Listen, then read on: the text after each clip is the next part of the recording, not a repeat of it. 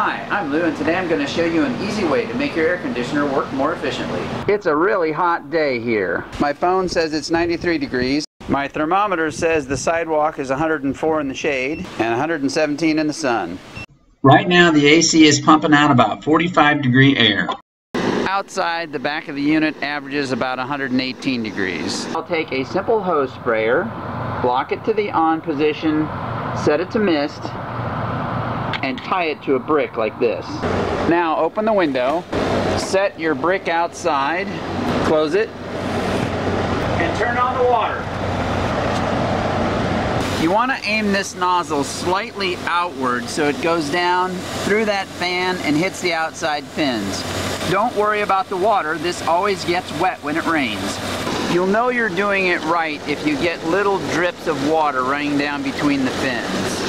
Remember how the back of the air conditioner was at about 120 degrees? Now, after stabilizing out with water for about 30 minutes, we're averaging down around 105 degrees. No pun intended, but the really cool thing is that we've dropped from 45 down to just below 40 inside with water. Let's look at our numbers. When the air conditioner was dry, the outside temperature was 120 degrees. When we added water, it dropped to 105. That's a savings of 12%. More importantly, the dry inside temperature was 45 degrees, but with water dropped to just below 40 degrees for that same savings of 12%. So you can get 12% colder, 12% faster, or save 12% on your power bill. I've been thinking about how I can improve this efficiency. A finer mist might help covering the cooling fins more evenly. I bought this superfine mist fogger for $12, but it's on back order.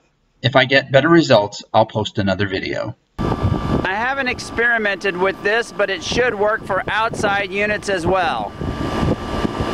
Thanks for watching, and good luck improving your air conditioner.